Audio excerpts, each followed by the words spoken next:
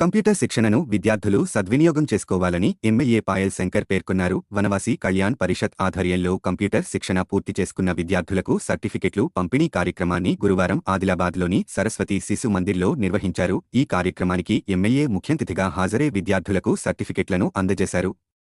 నేటి కంప్యూటర్ యుగంలో కంప్యూటర్ విద్య ఎంతో అవసరమని పేర్కొన్నారు. కంప్యూటర్తోని ప్రపంచమంతా ముందుకు వెళుతుందన్నారు. వనవాసి కళ్యాణ పరిషత్కు అవసరమయ్యే కంప్యూటర్లు అందించే విధంగా కృషి చేస్తామన్నారు. ఆదివాసులు అన్ని రంగాల్లో రాణించాలని ఆకాంక్షించారు. ప్రధాని నరేంద్ర మోడీ ప్రధానమంత్రి జన్ మన్ పథకం ద్వారా గ్రామాలలో ఉపాధి అవకాశాలు కల్పించేలా చర్యలు తీసుకుంటున్నారు అన్నారు. కార్యక్రమంలో వనవాసి కళ్యాణ పరిషత్ నాయకులు జంగు అజయ్ నాగేశ్వర్ తదితరులున్నారు. అడిషనల్ గా వాళ్లకు చేస్తున్నటువంటి యొక్క గొప్ప లాభాన్ని రేపు ఇంకా నలుగురికి అందాల్సినటువంటి అవసరం ఉంది.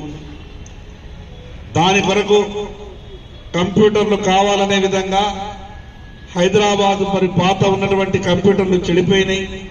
మిగతా కంప్యూటర్లు హైదరాబాద్ నుంచి తెప్పించి ఈ యొక్క శిక్షణ కేంద్రానికి మేము అనుసంధానం చేస్తామని చెప్పడం జరిగింది.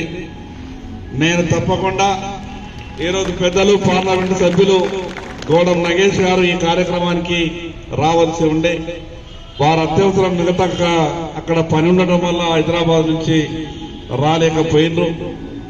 రేపు దీనికి సంబంధించినటువంటి ఎన్ని కంప్యూటర్లు ఇవ్వగలుగుతామో నేను సాధ్యమైనన్ని కంప్యూటర్లు మరి ఇప్పించే ప్రయత్నం చేస్తానని ఈ సందర్భంగా తెలియజేస్తూ ఈ యొక్క కంప్యూటర్ యుగంలో కంప్యూటర్ విద్య చాలా అవసరం. కంప్యూటర్ విద్యతోనే ప్రపంచమంతా కూడా ముందుకు కదులుతున్నది. గతంలో పెన్నులు పేపర్లు కాపీల పుస్తకాల వ్యవస్థ అంతా కూడా కనుమరుగైతా ఉంది. అడ్వాన్స్ టెక్నాలజీ అందుబాటులో వచ్చిన తర్వాత ఇంకా భవిష్యత్తులో ఇంకా మనం నేర్చుకోవాల్సినటువంటి చాలా ఉంటాయి.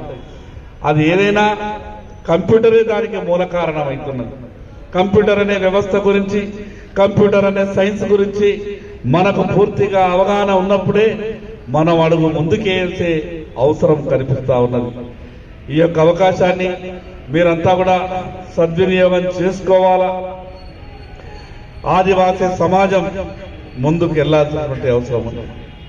ఆదివాసీ సమాజానికి ఈ సమాజంలో చిట్ట చివరి వరుసలో ఉన్నటువంటి సమాజం ఆదివాసీ సమాజం. మరి ప్రభుత్వం నుండి ఫలాలు ముందుగా ఆదివాసీ సమాజానికి అందాలి. ప్రభుత్వం కేంద్ర ప్రభుత్వం అయితే ప్రత్యేకంగా ఒక గొప్ప ఆలోచనతో ముందుకు పోతా ఉన్నాం. ఈ సమాజంలో ఎవరైతే చిట్ట చివరి వరుసలో ఉంటారో ప్రభుత్వ సహాయం దొరకక